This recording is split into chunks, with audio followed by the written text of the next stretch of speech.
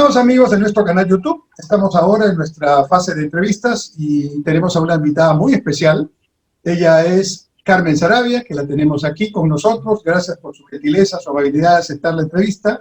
Ella está en España en este momento. Está en España porque ella es profesora de la Universidad de Cantabria hace 15 años. Es de profesión enfermera y psicóloga, tiene un doctorado en psicología. Pero lo más interesante para efectos de esta entrevista es que ella tiene toda una experiencia como tutora en la Universidad de Educación a Distancia de España, Universidad Nacional de Educación a Distancia de España.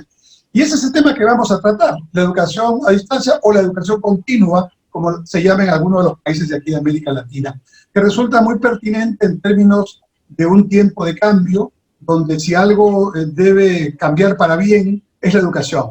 Y resulta que todas las modalidades de educación tienen que ser conocidas, revisadas, y aquellas que son novedosas tienen que ser conocidas e impulsadas. Y esa es la idea de esta entrevista, Carmen. Muchas gracias. Y empezaríamos preguntándote, ¿qué es la educación a distancia o la educación continua? Bueno, pues saludar en primer lugar a Enrique, que es un placer que haya alguien al otro lado que discurre también la entrevista, y a todos quienes nos estén viendo. Pues vamos a empezar, ¿no? Esa pregunta, ¿qué es la educación a distancia? Es toda aquella educación donde el estudiante no acude presencialmente. La educación a distancia existe desde hace unos 200 años, donde desde las universidades se mandaba a los domicilios de las personas los libros o por correo postal cursos que se dictaban a distancia. Ese es el término exacto de educación a distancia, 200 años. Con la llegada de las nuevas tecnologías, eso se ha facilitado mucho y ya no es tanto enviar el libro y que la persona remita por correo postal la respuesta de un examen, sino que ya utilizamos las nuevas tecnologías. A eso se le llama educación a distancia con apoyo online, pero ya casi todos le llamamos educación online, porque utiliza medios online para llevar a cabo la educación. A eso se le añade, dentro de esa educación a distancia, la formación continuada, como tú bien has dicho. La UNED, la Universidad Nacional de Educación a Distancia de España, es una universidad que tiene más de 50 años, de las pioneras a nivel mundial, que toda su educación es a distancia. No hay clases presenciales, el estudiante tiene sus libros, acude a realizar unos exámenes y así es como se saca la carrera. Existe en España, pero da cobertura a todo el mundo, de tal manera que una persona que ahora esté en Perú puede cursar grado de psicología por la UNED, pero tendría que ir a hacer los exámenes a la Embajada Española. Pero sería educación a distancia. A eso, muchas universidades en España y en Europa se han dado cuenta que hay un perfil de estudiante que no puede acudir presencialmente al aula, o porque vive lejos, o porque no se puede pagar los costes de vivir en la ciudad donde está la universidad, o porque está trabajando, porque tiene familia, pero le gustaría estudiar, o bien una carrera, o bien una maestría. Y para ello, la gran mayoría de las universidades aquí en Europa ponen en marcha la educación a distancia online reglada. Esas personas que no pueden acudir a clase, que se les da formación online, pero esa formación convive con la educación presencial. Cuando yo he estado en Perú, que ya llevo yendo unos cuantos años a dar formación a profesores, me decían ustedes, ya, pero es que aquí no puede ser 100% online porque no está arreglado, tiene que haber una parte presencial, y ese escollo en España y en Europa ya se saldó hace mucho. La educación a distancia y online puede ser 100% presencial porque hay maneras de arreglarlo, de asegurarme que el alumno sigue, que va viendo las clases en YouTube o que hace los exámenes adecuadamente. Dentro de ese margen de educación a distancia online hay un porcentaje que llamamos educación o formación continuada. Es la que se da o bien en el posgrado, una maestría o un curso de experto, o es una formación continuada profesional, para alguien que sin tener una formación universitaria quiere adquirir un conocimiento específico en algo que la universidad le puede aportar. Y esa formación continuada puede ser presencial, donde la persona acude a hacer un curso de extensión universitaria de 2 días o un curso de un semestre, o formación online. Con lo cual, formación continuada, formación de posgrado o formación dirigida más a profesionales sin una gran base universitaria, pero que quieren adquirir conocimientos universitarios de manera reglada. ¿Qué ha ocurrido con la pandemia? Pues adivina, Enrique. Adivina. Pues lo tenemos ahora generalizado y obligatoriamente en términos, digamos, no presenciales. globales, al punto tal de que la pandemia ha hecho que Harvard, la gran universidad de Harvard, veía tan mal la situación de pandemia que no ha empezado el curso de manera presencial. Todas las clases de Harvard desde este curso son online, todas. En cambio, en el resto del mundo, mal que bien nos apañamos. Yo en la Universidad de Cantabria, que es una universidad pública eminentemente presencial, mantenemos todas las clases presenciales, en la medida de lo posible. La gran Universidad de Santiago de Compostela, la Universidad Complutense de Madrid, Salamanca, que tienen muchos más alumnos, lo hacen semipresencial. Los alumnos van una semana a clase y la otra lo hacen online. Y otras universidades han optado por hacerlo todo online. ¿Qué gran problema nos hemos encontrado? Que la única universidad que ha sobrevivido bien ha sido la UNED, Universidad Nacional de Educación a Distancia. ¿Por qué? Porque no ha tenido que adaptar nada. Claro. Un medio natural. El resto hemos tenido que adaptarnos de hoy para ayer en algo que supuestamente hacemos, que es la formación online, pero para la que no estábamos preparados al 100%. Con lo cual, eso de que Europa está totalmente online y lo tienen muy desarrollado, no es verdad. Solo Carmen, lo han hecho. Discúlpame, un punto aprovechando este análisis que nos estás haciendo, que me parece interesantísimo. Yo soy profesor principal en la Universidad Nacional Mayor de San Marcos. San Marcos, como sabes, es la decana de América, empezó en 1551 y bueno, hasta ahora sigue con ese prestigio. Y San Marcos, como todas las universidades, pero San Marcos en particular, decidió desde un principio hacer todas sus clases, digamos, en términos remotos, ¿no? Por supuesto que los que más se acomodaron, los que mejor se acomodaron fueron los estudiantes, ¿no? Que para ellos les viene este tema, pero digamos, dentro de su época de tecnología de información y comunicación, como un tema más. Pero los profesores, mi generación, hemos sufrido mucho. Hacíamos conferencias virtuales, yo he dado clases virtuales también de maestría, de doctorado, pero como complemento a las clases presenciales. Nunca habíamos tenido un ciclo completo de clases presenciales. Y te cuento que ya terminó, estamos ahora en el segundo ciclo, y San Marcos ha decidido, hasta nuevo aviso, que todas sus clases son 100% virtuales, ¿no? No vamos a regresar todavía a las semipresenciales, porque ya más o menos se va dibujando que cuando venga una nueva normalidad, que aquí todavía parece va a demorar un poco, ¿no? Esa no va a ser de presencial 100%, sino de semipresencial, para no perder lo ganado en plataforma y en experiencia en la parte remota. Entonces, con este comentario lo que quiero es preguntarte, en tu experiencia, donde tú has estado antes de la pandemia, en este tema, digamos, de la educación a distancia y de la educación continua online para guardar las diferencias que nos has explicado. ¿Qué ventajas le encuentras a la educación a distancia, a la educación continua en su parte correspondiente, ¿no? ¿Qué no tiene la educación presencial? ¿Qué ventajas le aporta la educación online a distancia a lo que lográbamos con la educación 100% presencial? ¿Y qué limitaciones, a su vez, consideras que tiene frente a la presencial? Digamos, me gustaría hacer esa comparación aprovechando esta doble experiencia que tú tienes. Pues curiosamente, esa gran pregunta de los pros y los contras de lo online versus lo presencial se lo lleva haciendo Europa desde que puso en marcha Bolonia.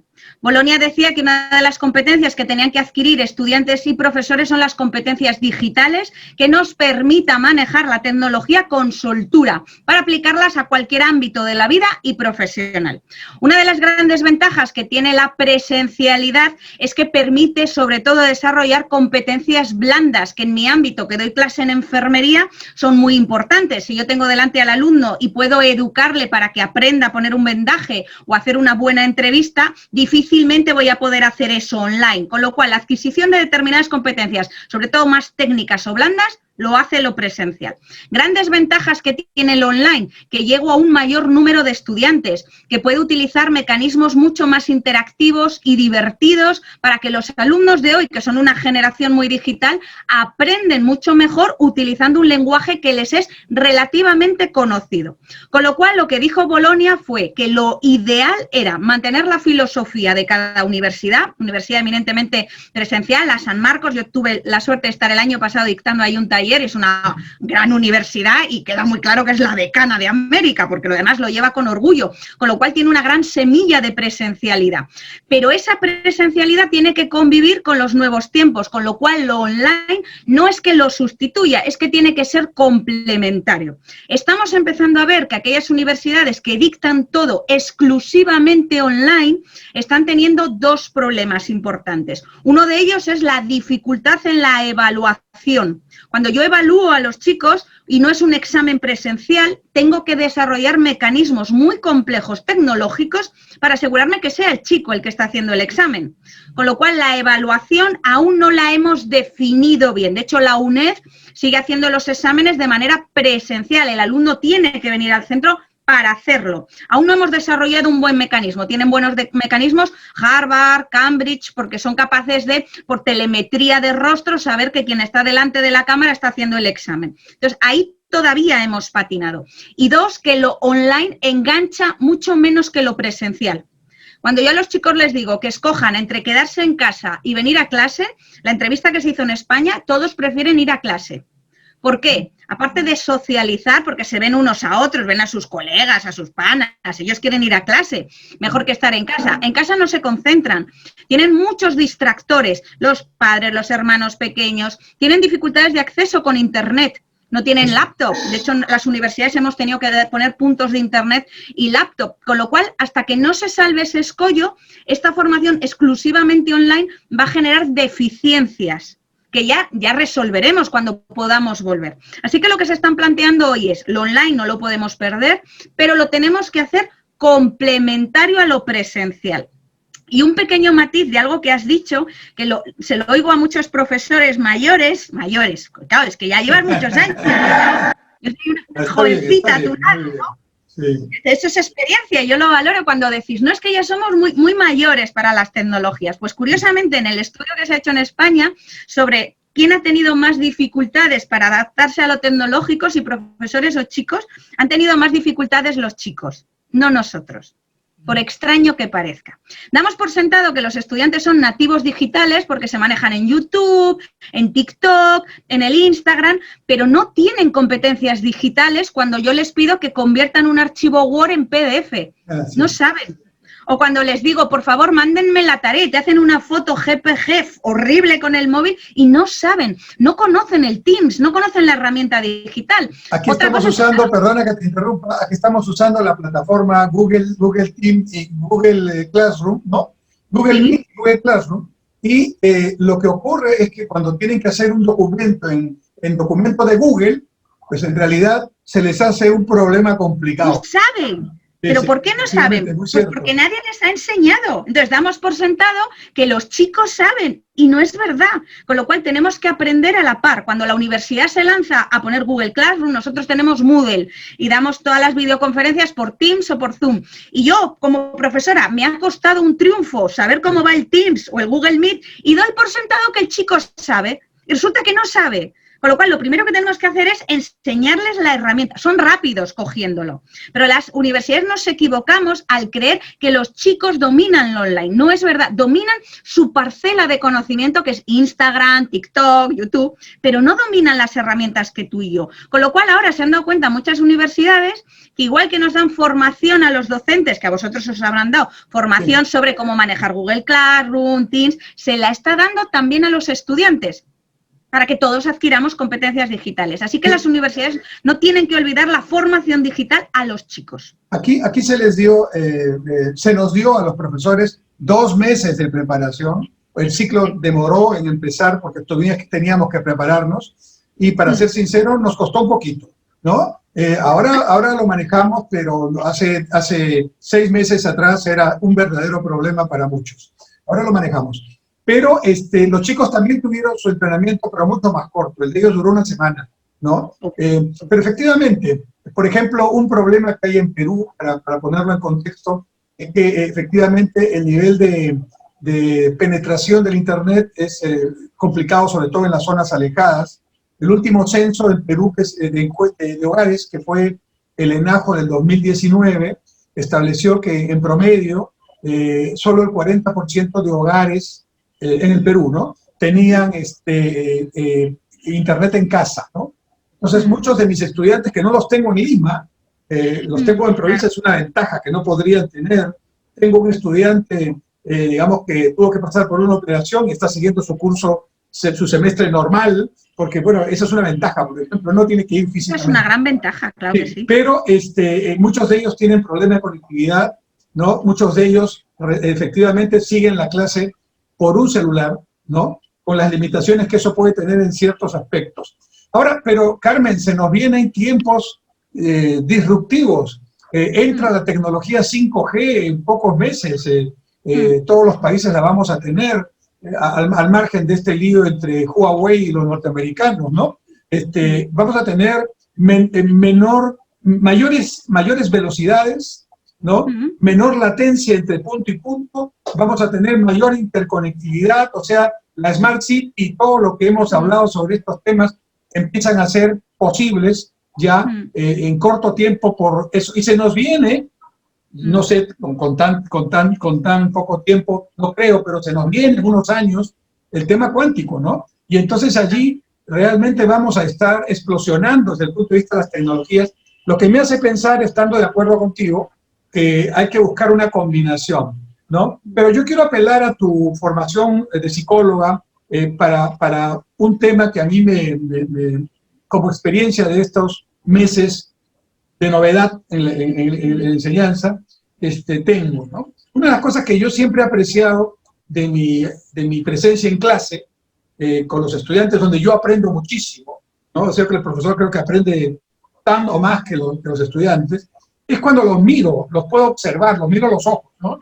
Y entonces puedo entender si estoy llegando con el mensaje que estoy transmitiendo, puedo entender cuándo tengo que hacer un alto para contar una anécdota o hacer alguna cuestión que lo saque de su distracción, ¿no? O cuando estoy realmente ya, digamos, en un enfoque de que los estudiantes están conectados al 100%. No lo puedo hacer ahora, no solamente porque no estamos físicamente, sino que por los estudiantes, y esto lo comprendo perfectamente, pues no prenden la cámara cuando estamos en la clase, ¿no? Y eso, evidentemente, por las circunstancias, muchos de ellos están en su casa, y entonces yo comprendo, son circunstancias de privacidad que en algún momento también hay que considerar. Sin embargo, no tengo ese elemento de feedback que tenía siempre en mis clases presenciales, y eso no me permite tener, digamos, una captación adecuada de cómo estoy yendo, de cómo estamos yendo, ¿no? Apelo a tu lado psicólogo para que me cuentes un poco qué es lo que piensas de este tema y qué podemos hacer dentro de las circunstancias, por supuesto. De hecho, a la hora de plantearnos todo lo que es formación online o cuando damos mucha formación, siempre se sugiere que para favorecer la interconexión entre personas prendan la cámara. Porque si yo te miro a los ojos y estoy mirando a la cámara, igual conecto algo contigo. Pero no es posible porque la gran mayoría de los chicos no prenden la cámara porque no tienen suficiente banda de ancha. Y en este caso, la única parte psicológica es apelar a hacer clases muy dinámicas, donde constantemente lanzamos preguntas y reflexiones que les obliguen a participar. Si yo implico al alumno en una formación online, por lo menos para que hable o escriba en el chat, voy a conectar con él mejor, pero eso significa que tengo que cambiar mi forma de dar clase. Ya no va a ser esa clase magistral donde 50 minutos yo esté más o menos hablando con alguna pregunta, pero todo el protagonismo le tengo yo, porque puedo conectar con los chicos y si veo que se están durmiendo, pues contar algo. Pero en este caso, si no prenden la cámara, que sería la ventaja, lo que tengo que hacer es cambiar la clase. Por eso lo del flipped learning, las clases invertidas, o que sea una clase muy dinámica donde entre ellos reflexionen y participen, porque es la única manera de que no se duerman. Por eso, desde el ámbito de vista psicológico, se suele decir que los primeros cursos de carrera deberían de ser presenciales para asegurar la conexión de los chicos que acaban de llegar a la universidad, que son muy jóvenes, que necesitan sentirse parte de la universidad y eso lo va a lograr la presencialidad o la semipresencialidad.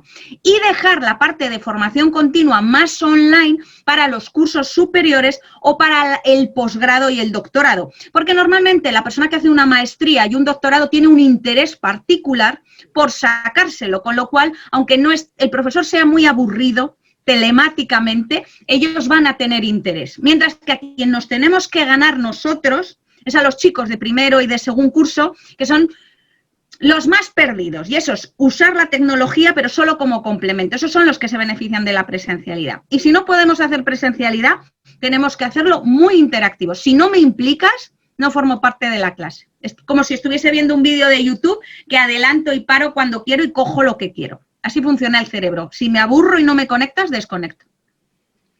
Carmen, ¿cómo ves el futuro de estos temas tan importantes que estamos comentando? Y no me refiero solo al futuro post-pandemia, sino en tu experiencia en España, en Europa. ¿Cómo ves los próximos 10 años en esta, digamos, manera de desarrollar la educación online, a distancia o la continua online? Pues uno analiza el futuro analizando el pasado. Si tú miras los 10 últimos años atrás y de pronto descubres qué han hecho las grandes universidades del mundo, sobre todo las que tienen mucho dinero y visión de futuro. Cambridge, Harvard, Oxford, Stanford, todas estas hace 10 años empezaron a invertir en tecnología online. Mantenían la presencialidad porque es su marca de origen, no estar en el campus, pero invertían online porque se daban cuenta que en un mundo globalizado igual era interesante llegar a estudiantes que estaban en la India, pero no podían costearse el estar en Oxford o en Harvard. Con lo cual ya hace 10 años ellos apostaron por lo online y toda la formación continuada que tienen es online. ¿Qué ha hecho Europa cuando ve a las grandes universidades hacer eso? Empezar levemente a invertir en tecnología, porque el futuro aporta a un mundo globalizado, donde antes yo, si estaba en Piura, era normal que fuese a la Universidad de Piura si tenía alguna sede, y a Lima vamos rara vez, pero si yo hoy puedo tener una buena sede tecnológica en mi universidad, voy a llegar a cualquier estudiante en cualquier punto del mundo. Antes nuestro negocio, por así decirlo, la universidad era la gente que vivía en nuestra región, pero hoy el gran negocio de aquí a 10 años va a ser el mundo. Ya no me voy a limitar a tener estudiantes de Cantabria, igual en mis cursos online se matriculan estudiantes de Perú. Es decir, va a aumentar la oferta. Y además, ¿por qué me voy a privar de poder asistir a tus cursos que dictas en la San Marcos? Y no tengo que irme hasta Lima, estando en España. Con lo cual, lo tecnológico apunta a que se va a potenciar, pero no tanto para la formación que tengamos en la universidad, que vamos a seguir haciendo uso de la tecnología, pero va a seguir conviviendo con lo presencial porque seguimos necesitando lo presencial. Lo online se va a potenciar hacia afuera, hacia esos estudiantes de fuera de la ciudad, de fuera del país y del mundo. Así que el objetivo, de hecho, ahora las universidades europeas están estudiando formar consorcios, donde varias universidades europeas se forman como un consorcio para ofertar un pack de cursos a distancia a cualquier ciudadano del mundo. Así que el futuro yo creo que va hacia la globalización de la educación. Y eso tiene cosas buenas y otras que no. Clarísimo, Carmen. Te agradezco mucho por tu disponibilidad, por tu presencia, por tus claros conceptos. Espero tenerte en otra oportunidad conversando sobre estos temas. Desearía invitarte para que en esta parte final les digas a quienes nos están viendo y escuchando cómo podrían, si quieren interesarse en tener cursos de la Universidad Nacional de Educación a Distancia de España, cómo podrían conectarse, más o menos qué carreras ofrecen. Me imagino que solamente son del pregrado o también ofrecen de posgrado. Si es así, ¿qué áreas tienen? Ilústranos un poco para los que puedan estar interesados. Yo les invito a dos cosas. Una de ellas es que si quieren hacer una carrera a distancia, la carrera completa y no se pueden desplazar a Lima, la Universidad Nacional de Educación a Distancia es tan solo entrar en la página web y tiene prácticamente todas las carreras, menos aquellas carreras que exigen presencialidad como medicina o enfermería. De hecho, una de las grandes carreras de la UNED es psicología, también tienen ingeniería industrial, matemáticas, simplemente es entrar y tienen una plataforma extraordinaria. Tienen de los mejores cursos de formación de posgrado para docentes, los tiene la UNED, y luego hay otra alternativa y es que si yo no tengo dinero para pagarme una carrera universitaria, pero quiero adquirir conocimientos universitarios, hay una plataforma que se llama Miriadax, que ofrece MOOCs. Los MOOCs son cursos online masivos y en abierto. Miriadax es una plataforma gratuita, donde estamos prácticamente todas las universidades españolas y latinoamericanas. De hecho, la PUC tiene, SAN también tiene varios MOOC, y son cursos que dictamos profesores a cualquier público en general sobre temas concretos y son gratuitos, con lo cual es una manera de adquirir conocimiento, información y educación, que es lo que nos hace salir de la ignorancia, y que hace que nuestro país en algún sentido avance, porque al final la educación es favorecer que la gente tenga pensamiento crítico y que no la engañen. Así que la UNED está bien, pero los MOOC y la Mirada X, que es gratuito y para cualquier persona, también es una muy buena alternativa. Pues Carmen Saravia, desde Cantabria, España, dándonos estas experiencias y estos conceptos tan importantes. Agradecemos mucho por tu presencia y pues buenas noches en España y todavía aquí por unas horas. Buenas tardes y buenos días. Muy bien, gracias Carmen. Enrique, un abrazo y cuídense mucho. Salud. Muchas gracias.